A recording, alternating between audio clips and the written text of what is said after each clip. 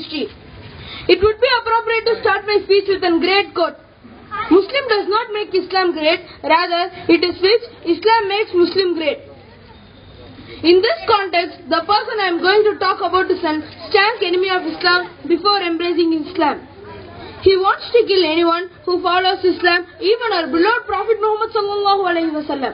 But after he embraced Islam, it was through him Islam spread to almost 2/3 of the world. As our beloved Prophet Muhammad sallallahu alaihi wasallam told, among the nations who came before you were some who were inspired. If anyone in my ummah to be inspired, it would be Umar radiallahu anhu. Sahih Bukhari wa Muslim. As we know some aspects of his life before embracing Islam and his acceptance of Islam, I like to share you a few words about his ruling. Yes, he is none other than Umar radiallahu anhu.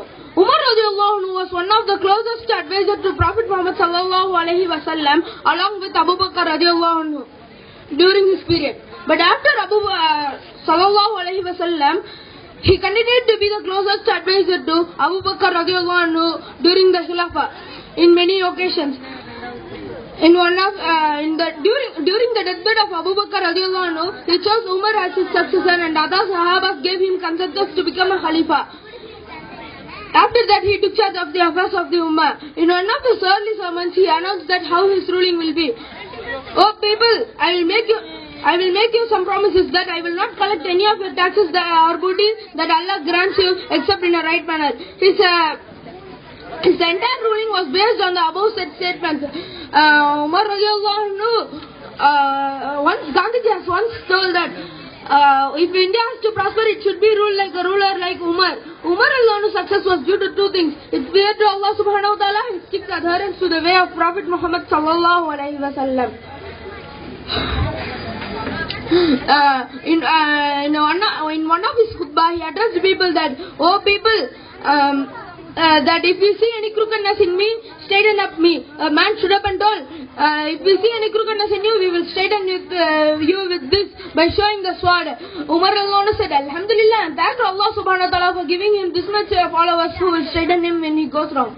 Umar does not want his people to be submissive. Rather, he wants his people to correct him when he goes wrong. In another khutbah, he said, "Listen and obey."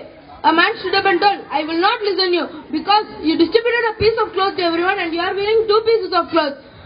Umar did not answer. He asked to call his son Abdullah.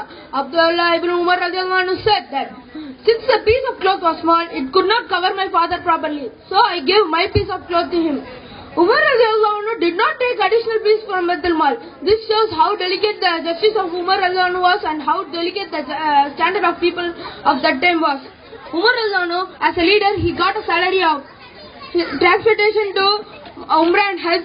In Medina, he used to walk, set of clothes in winter, a set of clothes in summer, sufficient food for him and his family, share of booty.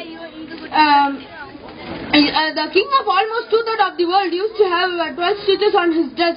In that, Hafsa asked that you are the Amir al-Mu'mineen, you can get anything in your hands distant, and why can't you wear a good cloth, or why can't you change your lifestyle? Umar answering him, he told that I am following the lifestyle of 2 of my companions, Abu Bakr radiallahu and Prophet Muhammad sallallahu alaihi wasallam. Their lifestyle was not attached to dunya. They were living for their akhirah. So I am happy to adopt my their lifestyle. For this noble character only, Allah subhanahu wa ta'ala made half of the world under his feet. Umar radiallahu anhu, Abdullah ibn Umar radiallahu anhu said that he bought 2 camels which was very thin due to fever. He brought them to the common pasture where anyone can feed their flocks. Feeding by it grew fat, and he wants to sell. Umar used to check the market regularly. In one of his inspection, he asked about this to his son Abdullah. Abdullah ibn Umar radiallahu anhu said, "What happened?" Answering that, Umar radiallahu anhu said that, "As you are the son of Khalifa, they favored your camel. Before their camel let for feeding, they let your camel first for feeding." Let for feeding. And when you are about to sell, they give you a good amount because you are the son of Khalifa. So take the capital amount and return others to the Baitul Mal because it belongs to the Muslims. For this noble character only, Allah subhanahu wa ta'ala, for this noble character only, he achieved many things in his life.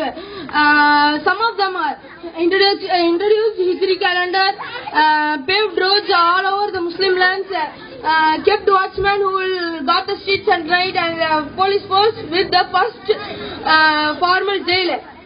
What we have heard is just a glimpse about his life. There are many things to learn about him. He lived his entire life only for the sake of Allah alone.